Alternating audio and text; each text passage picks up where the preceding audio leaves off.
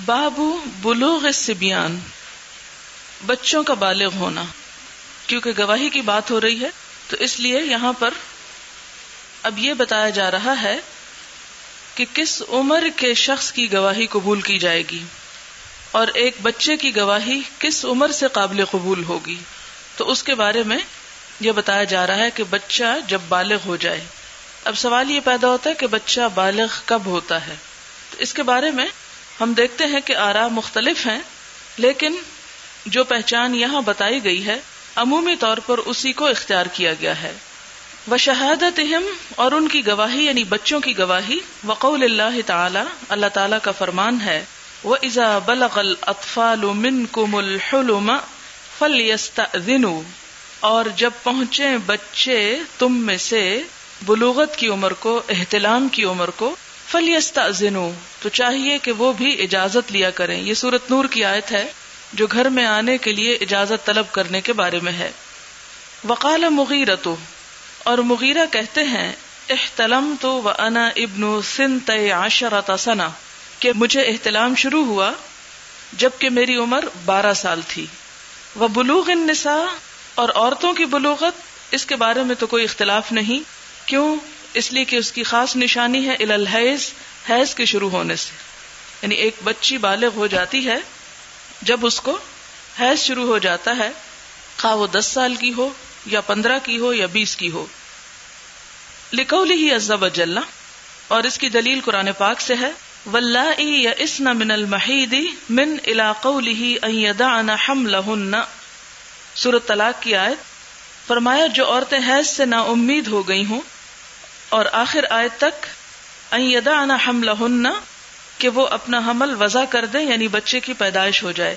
وقال الحسن بن صالح ادرکت جارتا لنا جدتا، ادرکت جارتا، میں نے پائی ایک ہمسائی، یعنی ہماری ایک ہمسائی تھی، لنا ہماری، جدتن جو نانی بن گئی تھی. جدہ کا عموماً ترجمہ دادی کیا جاتا ہے، لیکن یہاں جو ٹیکسٹ ہے اس سے اس کا ترجمہ نانی ہی بنتا ہے. بنت 21، جو 21 سال کی تھی، یعنی 21 سال کی عورت نانی بن گئی تھی، اس لیے کہ وہ خود جلد بالغ ہوئی اور پھر اس کی شادی ہو گئی، پھر اس کی بچی پیدا ہوئی اور پھر وہ بھی جلد بالغ ہو گئی، پھر اس کی آگے اولاد ہوئی. تو اس طرح جب وہ 21 سال کو پہنچی تو وہ نانی بن چکی تھی. یہاں اسی وجہ سے ترجمہ دادی نہیں کیا جا رہا اگر آپ کے کسی ٹیکسٹ میں دادی لکھا ہوا تو، کیونکہ دادی بننا ذرا مزید مشکل ہے، کیونکہ لڑکوں کی بلوغت عموماً دیر سے ہوتی ہے. اسی سے یہ بات بھی پتہ چلتی ہے کہ جیسے حضرت عائشہ رضی اللہ تعالی عنہا کا نکاح جو تھا وہ کم عمری میں ہوا تھا، اور لوگ اس پر عموماً بہت اعتراضات کرتے ہیں کہ یہ ان کے ساتھ ایک زیادتی تھی. اس پر پہلے بھی بات ہو چکی ہے کہ مختلف علاقوں، مختلف نسلوں، مختلف موسموں کے اعتبار سے بلوغت کی عمر مختلف ہو سکتی ہے، لیکن بڑی پہچان لڑکے اور لڑکی میں یہی ہے کہ لڑکے کو احتلام شروع ہو جائے اور لڑکی کو پیریڈ شروع ہو جائیں. حدثنا عبید اللہ ابن سعید حدثنا ابو اسامہ قال حدثنی عبید اللہ قال حدثنی نافع قال حدثنی ابن عمر. ابن عمر کہتے ہیں رضی اللہ عنہما ان رسول اللہ صلی اللہ علیہ وسلم عرضہ یوم احد وهو ابن 14 سنة فلم یجزنی، کہ ابن عمر جو تھے انہوں نے اپنے آپ کو پیش کیا احد کے دن جبکہ ان کی عمر 14 سال تھی، یعنی جنگ میں شامل ہونے کے لیے. فلم یجزنی، تو آپ نے مجھے شریک نہیں کیا، مجھے اجازت نہیں دی. ثم عرضنی یوم الخندق، پھر خندق کے دن پیش ہوئے. وانا ابن 15، اور جبکہ میری عمر 15 سال تھی. فاجازنی، تو پھر آپ نے مجھے اجازت دی. قال نافع، نافع کہتے ہیں فقدمت علی عمر بن عبد العزیز وهو خلیفۃ، میں عمر بن عبد العزیز کے پاس آیا جبکہ وہ خلیفہ تھے. فحدثته هذا الحدیث، میں نے ان کو یہ حدیث بیان کی. فقال، تو وہ کہنے لگے، یہ کس کی رائے ہے؟ عمر بن عبد العزیز کی. ان هذا لحد بین الصغیر والکبیر، کہ یہی عمر چھوٹے اور بڑے کے درمیان ایک حد فاصل ہے. یعنی بلوغت کی عمر ان کے خیال میں اس حدیث سے کیا ہے؟ 14 اور 15 سال کے درمیان کی. وَكَتَبَ إِلَى أُمَّالِهِ أَن يَفْرِضُوا لِمَن بَلَغَ 15 اور انہوں نے اپنے امال یعنی نائبوں یا گورنرز کو یہ لکھ کر بھیجا کہ وہ حصہ لگائیں ان کے لیے یا فرض کریں ان کے لیے جو پہنچ جائے 15 سال کی عمر کو. یعنی انہوں نے پھر اپنے تمام جو نائبین تھے، امال حکومت تھے، ان کو بھی یہی لکھ بھیجا کہ وہ بلوغت کی عمر کی حد 15 سال مقرر کر لیں اس حدیث کی بنا پر. حدثنا علی بن عبد اللہ حدثنا سفیان حدثنا صفوان بن سلیم عن عطاء بن یسار عن ابی سعید الخدری رضی اللہ عنہ یبلغ به النبی صلی اللہ علیہ وسلم قال غسل یوم الجمعة واجب على كل محتلم کہ نبی صلی اللہ علیہ وسلم نے فرمایا کہ جمعے کے دن کا غسل واجب ہے ہر احتلام والے پر، یعنی جو بالغ ہو جائے. یہاں پر اگرچہ براہ راست نہیں لیکن ضمنی طور پر ایک مسئلہ یہ نکلتا ہے کہ انسان اپنے اعمال میں مکلف ہوتا ہے اس وقت جب وہ بلوغت کو پہنچتا ہے. اب 7 سال کی عمر کو جب بچہ پہنچتا ہے تو نماز کا حکم دیا جاتا ہے، 10 سال میں سختی کی جاتی ہے، لیکن ابھی فرضیت کا دور شروع نہیں ہوتا. فرضیت کا دور یا جس پر محاسبہ ہوگا انسان کا، وہ دور اس کی بلوغت سے شروع ہوتا ہے. تو اسی وجہ سے مثال کے طور پر اگر کوئی پچھلے سالوں میں روزے نہیں رکھتا رہا تو وہ کہاں سے اپنا شمار کرے گا روزے رکھنے کی عمر جب سے وہ بالغ ہوا. باب سؤال الحاکم المدعی هل لک بینۃ قبل الیمین، سوال کرنا حاکم کا کس سے؟ مدعی سے. مدعی کون ہوتا ہے؟ جو کسی چیز کا دعویٰ کرے. جیسے کہ پچھلی مرتبہ بتایا گیا تھا، مثلاً ایک قلم ہے یا کوئی بھی ایک چیز ہے جس پہ 2 لوگوں کا جھگڑا ہو چکا ہے، تو ہر شخص یہ دعویٰ کرتا ہے کہ یہ قلم میرا ہے. تو اس میں سے وہ کس کے حوالے کیا جائے گا، اس کے لیے فیصلہ کس بنیاد پر ہوگا؟ سب سے پہلے یہ کہ جو شخص یہ دعویٰ کرتا ہے کہ یہ میرا ہے اور فلاں شخص نے میرا چرا لیا ہے، تو دعویٰ کرنے والے کو کہا جائے گا کہ تم گواہ لاؤ. لیکن اگر اس کے پاس گواہ نہیں ہے تو پھر اس کے بعد کیا ہوگا؟ جو مدعا علیہ ہے، یعنی جس کے خلاف دعویٰ کیا گیا. میں یہ 2 لفظ دوبارہ اس لیے دہرا رہی ہوں کہ آئندہ ہر دفعہ ترجمہ نہیں ہوگا. مدعی فاعل ہے اور مدعا علیہ مفعول ہے. مدعی جو دعویٰ کر رہا ہے اور مدعا علیہ جس کے خلاف دعویٰ کیا جا رہا ہے. اب جب کہ ایک مقدمہ عدالت میں پیش ہوگا تو کیا کیا جائے گا؟ حاکم سوال کرے گا، پوچھے گا. کس سے؟ مدعی سے. کیا پوچھے گا؟ هل لک بینۃ، کیا تمہارے پاس کوئی گواہ ہے؟ قبل الیمین، قسم اٹھوانے سے پہلے. اور اگر مدعی گواہ نہیں لائے گا تو مدعا علیہ قسم کھائے گا اور وہ اپنا حق ثابت کر جائے گا. حدثنا محمد اخبرنا ابو معاویہ عن الاعمش عن شقیق عن عبد اللہ رضی اللہ عنہ قال قال رسول اللہ صلی اللہ علیہ وسلم، نبی صلی اللہ علیہ وسلم نے فرمایا، من حلف علی یمین، جو کوئی حلف اٹھائے قسم پر، یعنی قسم کھا کے حلف اٹھائے، وَهُوَ فِيهَا فَاجِرٌ، حالانکہ وہ اس میں جھوٹا ہے. کس لیے قسم کھائے؟ لِيَقْتَطِعَ، کہ قطع کر لے جائے، چھین لے، بہا اس قسم کے ذریعے، مال امرئ مسلم، مسلمان شخص کا مال، لقی اللہ، وہ ملے گا اللہ سے، وَهُوَ عَلَيْهِ غضبان، اس حال میں کہ اللہ تعالیٰ اس شخص پر ناراض ہوں گے، غضبناک ہوں گے. یعنی قیامت کے دن جیسا کہ آپ جانتے ہیں کہ ہر شخص کی ملاقات اس کے رب سے ہونا ضروری ہے. تو جو شخص اپنی زندگی میں ایسا جرم کرے گا، کیا جرم؟ کہ قسم کھا کر کسی سے اس کا مال ناحق ہتھیا لے. یعنی یہ پتہ ہے کہ مال کسی اور کا ہے لیکن وہ شخص سیدھا سادہ ہے یا کسی بھی وجہ سے یہ اس پر کوئی دعویٰ کرتا ہے، تو ایسی صورت میں اگر قسم کھا کر دوسرے کا ناجائز مال لے گا تو اللہ تعالیٰ سے ملاقات کے وقت اللہ تعالیٰ کا اس شخص پر غصہ برس رہا ہوگا. اب آپ خود سوچیں کہ جو شخص اس بات پر یقین رکھتا ہو، جس معاشرے کے اندر یہ روح ہو، اس معاشرے میں پھر دوسروں کے حقوق کی ادائیگی بھلا کیسے نہ ہوگی. یہ حقوق کا غصب کرنا، اور حقوق میں صرف مالی حقوق نہیں، دوسرے حقوق بھی آ جاتے ہیں کہ انسان ناجائز طور پر دوسرے کے حقوق جب غصب کرتا ہے تو اس میں بھی اسے سوچ لینا چاہیے کہ وہ اپنے رب سے کس حال میں ملے گا. اور پھر آپ دیکھیں کہ انسان اللہ تعالی سے سوائے اس کی رحمت کے، یعنی جب تک اللہ تعالیٰ کی رحمت نہ ہو اس وقت تک انسان کا جو انجام ہے وہ درست نہیں ہو سکتا. خواہ کسی شخص کے پاس کتنے ہی نیک عمل کیوں نہ ہو، خواہ کسی شخص نے ساری زندگی میں ایک گناہ بھی نہ کیا ہو، لیکن اللہ تعالیٰ کا حق اتنا زیادہ ہے کہ جب تک وہ ہم پر رحمت نہ کرے، راضی نہ ہو، تو صرف ہمارے اعمال کافی نہیں ہیں. تو اس لیے جہاں انسان اچھے عمل کرے وہاں ایسے اعمال سے خاص طور پر بچے جس سے اللہ تعالیٰ کا غضب بھڑکتا ہو.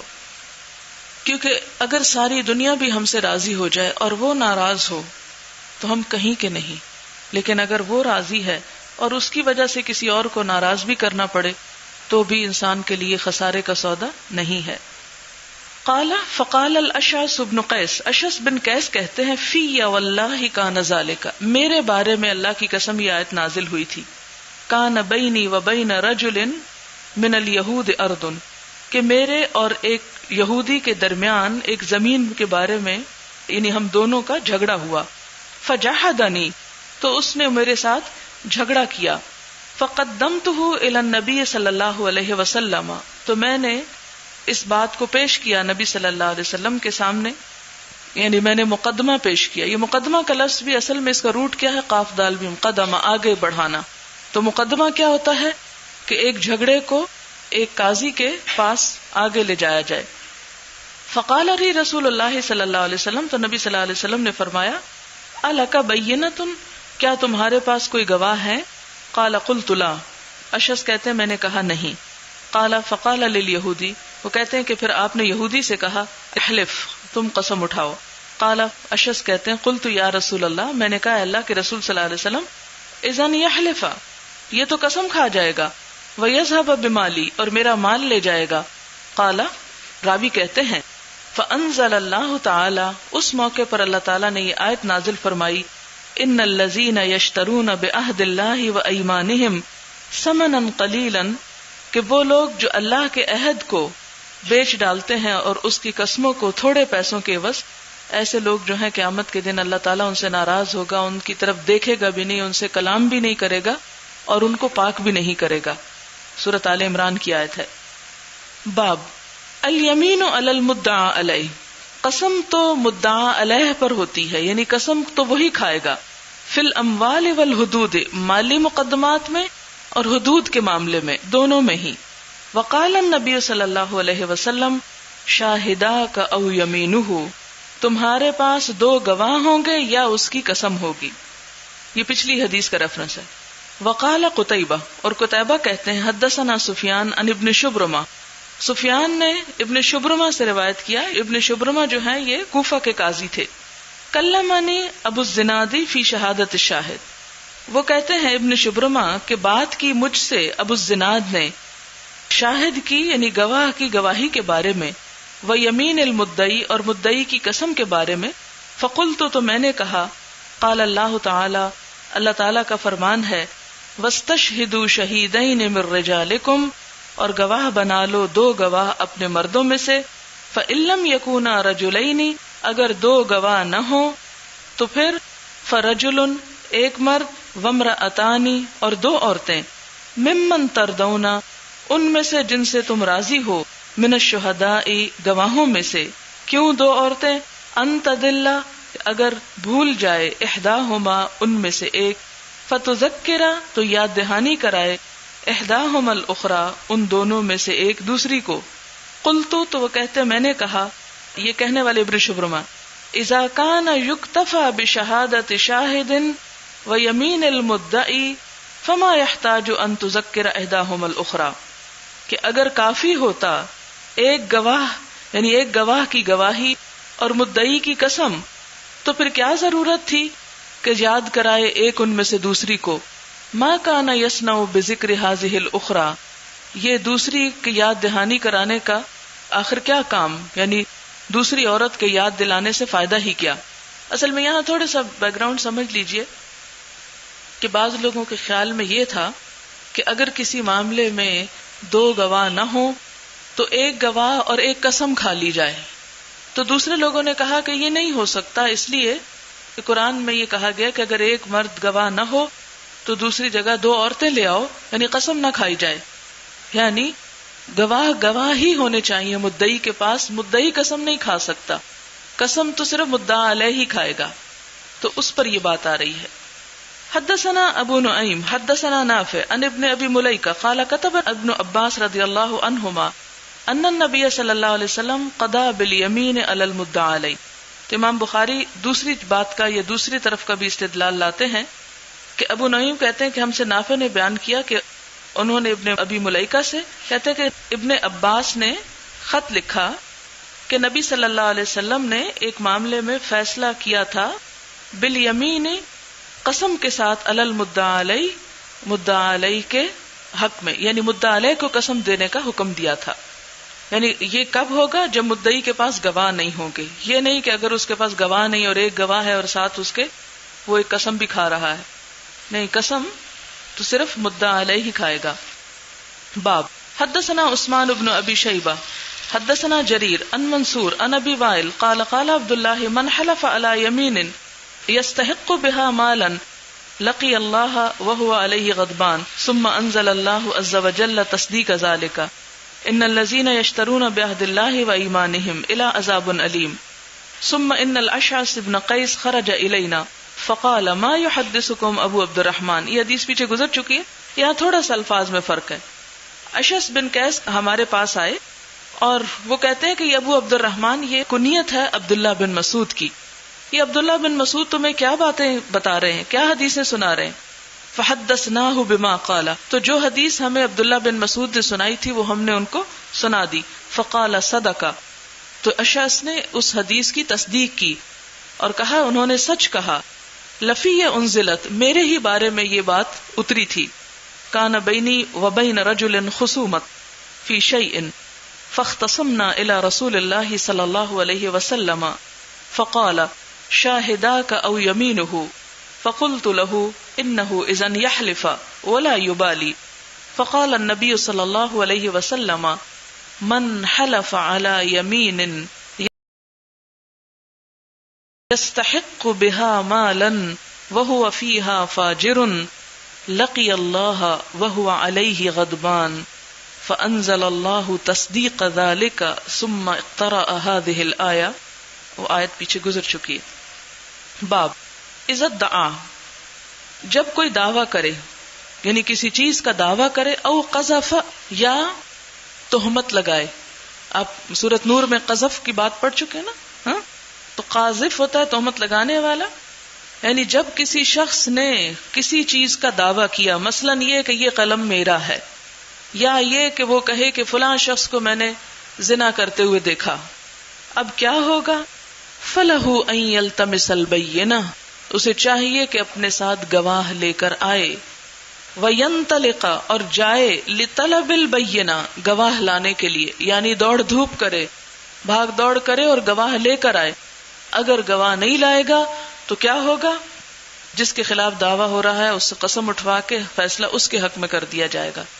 اور دوسری صورت میں قذف کی شکل میں، الزام تراشی کی شکل میں، یعنی محسنات الغافلات پر اگر کسی نے اس طرح کا الزام لگایا تو صورت میں کیا ہوگا؟ پھر حد قذف کیا ہے؟ 80 کوڑے. یعنی یہاں اس باب کے لانے کا مطلب یہ ہے کہ کسی بھی شخص کو بے سوچے سمجھے بغیر تحقیق کے صرف شک و شبے کی بنا پر نہ کسی چیز کا دعویٰ کرنا چاہیے اور نہ ہی کسی پر کوئی الزام تراشی. حدثنا محمد بن بشار حدثنا ابن ابی عدی ان ہشام ان اکرمہ ان ابن عباس رضی اللہ عنہما ان ہلال ابن امیہ، یہ سورۃ نور میں حدیث میں کوٹ کر چکی ہوں. اب یہاں پر اصل الفاظ دیکھ لیجئے اور بات کو تھوڑا سا مزید سمجھ لیجئے. آپ کو یاد ہوگا لیان کی آیات جہاں آپ نے پڑھی تھی سورۃ نور میں، تو وہاں پر یہ حدیث آئی تھی ان ہلال ابن امیہ، کہ ہلال ابن امیہ نے قذف امرأتہ، اپنی بیوی پر زنا کا الزام لگایا. ان نبی صلی اللہ علیہ وسلم، نبی صلی اللہ علیہ وسلم کے پاس. کس کے ساتھ ملوث ہونے کا؟ بشریک ابن سحما، شریک بن سحما کے ساتھ ملوث ہونے کا اپنی بیوی کے خلاف الزام لگایا. فقال النبی صلی اللہ علیہ وسلم، تو نبی صلی اللہ علیہ وسلم نے فرمایا، البینہ، گواہ لاؤ، او حدن فی ظہرک، یا تمہاری پیٹھ پر حد جاری ہوگی، یعنی تمہیں کوڑے پڑیں گے۔ فقال یا رسول اللہ، تو ہلال کہنے لگے، اے اللہ کے رسول صلی اللہ علیہ وسلم، اذا رأى احدنا على امرأته رجلا، کہ جب کوئی ہم میں سے دیکھے اپنی بیوی پر کسی مرد کو، ينطلق يلتمس البینہ، تو وہ جا کر کہیں سے گواہ لائے، فجعل یقول، لیکن اس پر بھی نبی صلی اللہ علیہ وسلم نے فرمایا، البینہ، گواہ ضروری ہیں، وَإِلَّا حَدٌّ فِي ظَهْرِكَ، ادروائز تمہاری پیٹھ پر حد جاری ہوگی، کوڑے برسیں گے۔ فذکر حدیث اللعان، اس کے بعد حدیث لعان آتی ہے، آگے پھر ذرا تفصیل سے بھی آئے گی، وہاں ہم اس کو دیکھ لیں گے۔ باب الیمین بعد العصر، عصر کے بعد قسم کھانا، یعنی جھوٹی قسم کھانے سے یہاں بات ہو رہی ہے کہ جھوٹی قسم ویسے بھی گناہ ہے، لیکن عصر کے بعد کھانے کی مزید ممانعت ہے۔ حدیث بتاتے ہیں آگے، حدثنا علی بن عبد اللہ حدثنا جریر بن عبد الحمید عن الاعمش عن ابی صالح عن ابی ہریرہ رضی اللہ عنہ قال قال رسول اللہ صلی اللہ علیہ وسلم، ثلاثۃ، تین لوگ ایسے ہیں، لا یکلمہم اللہ، جن سے اللہ کلام نہ کرے گا، ولا ینظر الیہم، نہ ان کو دیکھے گا، ولا یزکیہم، نہ ان کو پاک کرے گا، ولہم عذاب علیم، اور ان کے لیے دردناک عذاب ہے۔ رجل علی فضل ماء بطریق، ایسا ایک شخص کہ علی فضل ماء، زائد پانی کے ساتھ، فضل کہتے ہیں زائد، یہ جو اللہ کا فضل ہوتا ہے نا، یہ بھی ہمارے حق سے زائد ہوتا ہے۔ بطریق، راستے میں، سفر میں، یعنی سفر میں ایک شخص کے پاس زائد پانی ہے، یمنع منہ ابن السبیل، وہ روکتا ہے اس کو مسافروں سے، یعنی مثلاً ایک شخص گاڑی میں بیٹھ کر کہیں جا رہا ہے، اس کے پاس پانی، دوسرے مسافروں کا پانی پینے کا ختم ہو گیا، ان کے بچے بلک رہے ہیں، رو رہے ہیں، اور یہ ان کو پانی نہیں دیتا، یا اسی طرح کسی بھی سفر پر، کیوں؟ اس لیے کہ اپنے گھر میں یا اپنے علاقے میں تو ہر شخص کو پتا ہوتا ہے کہ اگر آپ پانی ختم ہو گیا تو جا کے بھر لائے یا نکال لائے، لیکن خاص طور پر سفر میں پانی نہ ملے، اور خصوصاً اہل عرب کے سفر دیکھے جہاں ہلاکت کا بھی اندیشہ تھا، تو سفر میں اگر کوئی شخص اپنا زائد پانی دوسروں کو پینے کے لیے نہیں دیتا تو کیا ہے، ایسے شخص سے اللہ تعالیٰ کلام نہ کرے گا، اس سے بات نہ کرے گا، اور اسی لیے یہ ایک اخلاقی تقاضا ہے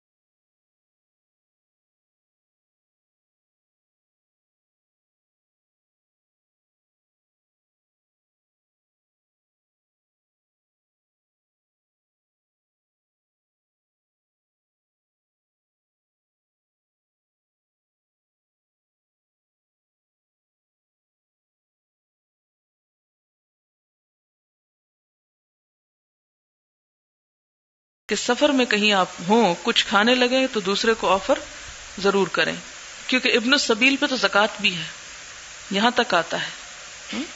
وَرَجُلٌ بَايَعَ رَجُلًا، اور کوئی شخص کسی دوسرے شخص سے بیعت کرے، یعنی یہاں بیعت سے مراد ایک حاکم اور محکوم کے درمیان بھی ہو سکتی ہے، یا کوئی دو لوگ کسی چیز پر عہد کریں، لا يُبَايِعُهُ إِلَّا لِلدُّنْيَا، تو نہ بیعت کرے اس سے، نہ عہد کرے اس سے مگر دنیا کی خاطر۔ فَإِنْ أَعْطَاهُ، اگر وہ اسے عطا کرے یعنی اس کی دنیا کو فائدہ پہنچائے، ما یریدو جو وہ چاہتا ہے، وفا لہو تو بیعت پوری کرے یعنی وفا کرے عہد، وَإِلَّا لَمْ يَفِ لَهُ، اور اگر اسے دنیا کا کوئی فائدہ نہیں ہو رہا، اس کی مرضی پوری نہیں ہو رہی تو وفا نہ کرے۔ وَرَجُلٌ سَاوَمَ رَجُلًا بِسِلْعَةٍ بَعْدَ الْعَصْرِ، اور ایک شخص جو خرید و فروخت کرے کسی دوسرے شخص سے، بِسِلْعَةٍ کسی سودے پر، بعد العصر عصر کے بعد، یعنی عصر کے بعد کوئی شخص کسی سے کوئی مال خریدے، فحلف باللہ، پھر وہ اس پر اللہ کی قسم کھا لے، یعنی قیمت کے لین دین میں یا کسی چیز کی قسم سے، یہ تو اتنے کا نہیں پڑتا ہمیں، یا یہ تو بہت ہی اعلیٰ کوالٹی کا ہے، لقد اعطا به کذا و کذا، کہ یہ چیز اس کو اتنے اور اتنے کی پڑی ہے، فاخذها، تو وہ شخص اس کی قسم کو بھروسہ کر کے وہ اس سے لے لے، تو ایسے وقت میں قسم کھانا اور زیادہ ہلاکت کا سبب۔ اچھا یہ کیوں، عصر کی بات کیوں؟ آپ نے دیکھا ہوگا کہ قرآن پاک میں صلاۃ وسطیٰ کی بڑی اہمیت ہے، یہاں پر عصر کے بعد جو ہے سودے میں قسم کھانے کی وعید بتائی گئی۔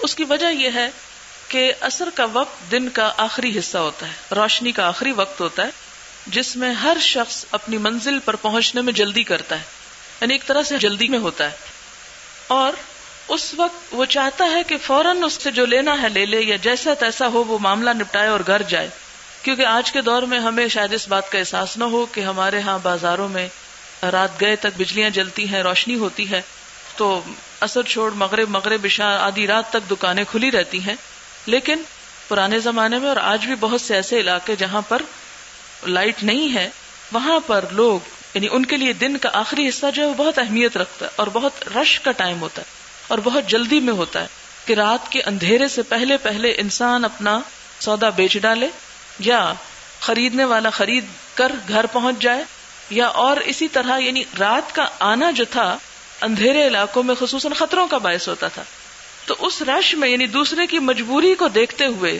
دوسرے کو دھوکہ دے ڈالے اور وہ اس کی بات میں آ جائے، تو ایسے شخص کو ایسے وقت میں زیادہ ہلاکت کی وعید سنائی گئی۔ باب یحلف المدعی علیہ، مدعا علیہ جو ہے وہ قسم کھائے گا، حیث ما وجبت علیہ الیمین، جہاں اس پر قسم لازم ہوگی۔ اب اس حدیث کو بھی سمجھنے سے پہلے ایک تھوڑی سی بات سمجھ لیجئے کہ قسم کھانے کے لیے کیا کوئی خاص جگہ، کوئی خاص دن، کوئی خاص وقت، کوئی خاص مجلس ہونی چاہیے، یا جہاں جھگڑا ہو رہا ہے یا جہاں مقدمہ پیش ہو رہا ہے وہیں موقع پر ہی قسم کھائی جا سکتی؟ تو اس میں یہ ہے کہ شریعت نے کوئی خاص جگہ یا وقت مقرر نہیں کیا عام طور پر، کہ مثلاً آج جھگڑا ہوا تو انہیں کہے نہیں کل شام کے وقت یا کل عصر کے وقت، یا ہم مکہ میں جا کے قسم کھائیں گے، یا ہم قرآن پڑھنے کے بعد قسم کھائیں گے، نہیں، یعنی اس کے لیے کوئی آپ تخصیص نہیں کر سکتے کسی خاص چیز کی۔ اللہ کے نام کی قسم جہاں جس وقت جب بھی کھائی جائے گی اس کی اپنی جگہ امپورٹنس ہوگی۔ اب اس کے لیے ایک چھوٹی سے واقعے کی دلیل لاتے ہیں۔ یحلف المدعی علیہ حیث ما وجبت علیہ الیمین، مدعا علیہ وہیں پر قسم کھا لے گا جہاں اس پر قسم واجب ہوگی۔ ولا یصرف من موضع الی غیرہ، اس کو وہاں سے لے جا کے کسی اور جگہ نہیں قسم کھلوائی جائے گی۔ مثلاً اگر جھگڑا گھر میں ہوا ہے، فیصلہ گھر میں ہو رہا ہے، تو یہ نہیں کہ آپ اسے کہیں نہیں میں تو یہاں کھائی ہوئی قسم کو نہیں مانتا، مسجد لے چلیں اس کو، یا یہ ہے کہ ہم اس معاملے کا فیصلہ حرم میں جا کے کریں گے، یہ ایسی شرائط جو ہیں یہ نہیں لگانی چاہیے۔ اب ہوا یہ کہ قضا مروان بالیمین علی زید بن ثابت، زید بن ثابت ایک صحابی ہے، مروان بنو امیہ کا ایک حکمران ہے۔ اب مروان جو تھا اس نے زید بن ثابت کو ایک مقدمے میں قسم کھانے کے لیے کہا، علی المنبر، اور کہا کہ تم نیچے نہیں بیٹھو، ادھر آؤ اور یہاں ممبر پہ بیٹھ کے قسم کھاؤ۔ فقال، تو زید نے کہا، احلف له مکانی، میں اس بات کے لیے اپنی جگہ پر بیٹھ کر ہی قسم کھاؤں گا۔ فجعل زید یحلف وابى ان يحلف علی المنبر، تو زید جو تھے وہ قسم کھانے لگے اور انہوں نے انکار کر دیا کہ ممبر پہ آ کے قسم کھائیں گے. یعنی ضروری نہیں کہ اس کو اس جگہ سے اٹھا کے کسی نمایاں جگہ پر لایا جائے اور پھر قسم کھلوائی جائے. قسم قسم ہے، اس کے لیے کوئی بھی جگہ برابر ہے. فجعل مروان يعجب منه، تو مروان ان پر تعجب کرنے لگا. کن پر؟ حضرت زید پر. وقال النبی صلی اللہ علیہ وسلم، اور نبی صلی اللہ علیہ وسلم نے فرمایا شاہداک او یمینہ، تمہارے دو گواہ یا اس کی قسم. ولم یخص مکانا دون مکان، اور آپ صلی اللہ علیہ وسلم نے ایک جگہ کو دوسری جگہ سے مخصوص نہیں کیا. یعنی جو شرط آپ نے نہیں لگائی ان شرائط کا اپنی طرف سے اضافہ کر لینا بہت سی مشکلات کا سبب ہو سکتا ہے. آپ دیکھیں کہ ہمارے ہاں بھی آج رواج ہے، بہت دفعہ یہ بات سننے میں آتی کہ لوگ جب کوئی عہد کسی سے لینا چاہتے ہیں یا کوئی بات کسی کو بتانا چاہتے ہیں تو ان کو لے جاتے ہیں عمرے پر کہ چلے عمرے پہ چلتے اور وہاں اللہ کے گھر کے سامنے بیٹھ کر عہد کریں گے. مثلاً کسی نے مجھے بتایا کہ ان کے شوہر نے ایک عورت کو جن کے ساتھ ان کی کہیں دوستی ہو گئی، ان کو لے گئے وہ عمرے پہ ساتھ، اور وہاں ان کے ساتھ کعبہ کے سامنے قسم کھائی کہ ہم دونوں دوست ہیں لیکن بہن بھائی کی حیثیت میں رہیں گے. اب یہ ہے کہ اس قسم کی قسموں کی کیا اہمیت، خواہ آپ قسم کھائیں یا نہ کھائیں، اللہ تعالیٰ آپ کا یہ رشتہ قبول نہیں کرتا. یعنی بہن بھائی بننے کا خواہ آپ کعبہ کے سامنے کیوں نہ قسم کھائیں. ظاہر ہے کہ مرد اور عورت کا تعلق جو ہے وہ نکاح کی حدود کے بغیر یا محرم ہونے کے علاوہ سب حرام ہے.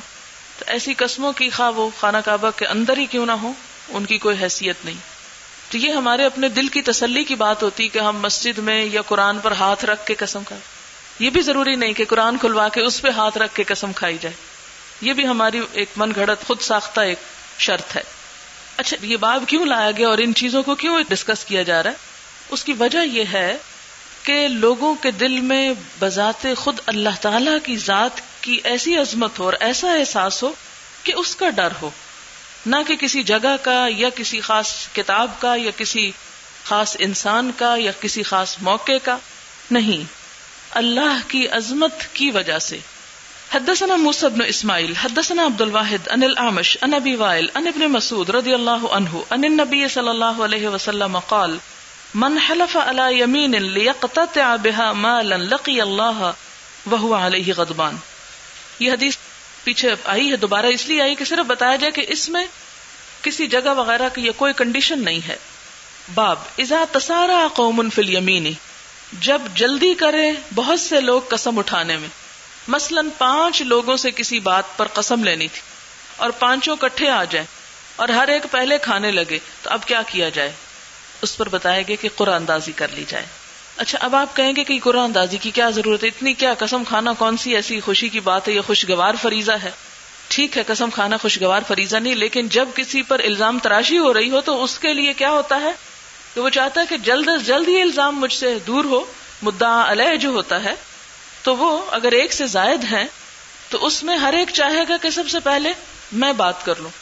تو ایسی صورت میں عام باتوں میں تو ٹھیک ہے کہ ایک کے بعد ایک کوئی شخص کہہ سکتا ہے اچھا باری باری بات کر لو، لیکن یہاں پر چونکہ ایک حق ہوتا ہے ان کے پاس، تو آپ دیکھیں کہ اسلام نے ایک معمولی سے حق کے لیے بھی جھگڑے کو ختم کر کے کیا فرمایا کہ قرآن اندازی کر لی جائے. کیونکہ یہ ایک فارمل قسم کا معاملہ ہے نا، عام معاملہ نہیں ہے کہ آپ کسی سے گفتگو کر رہے ہیں اور 5 لوگوں سے بات کریں اور 5 بولنا چاہتے ہیں تو آپ ہر مجلس میں قرآن اندازی کروائیں کہ اچھا پہلے کون بولے گا اور بعد میں کون. یا مثلاً میں آپ سے سوال کرتی ہوں اور 5 لوگ ہاتھ اٹھا لیں تو اب میں بیٹھی رہوں کہ اچھا 5 کا ہاتھ کٹھا اٹھا ہے اس لیے مجھے اب قرآن اندازی کرنی پڑے گی کہ میں کس سے پوچھوں. تو یہ عام روزمرہ زندگی کے معاملات میں ایسا نہیں ہوگا.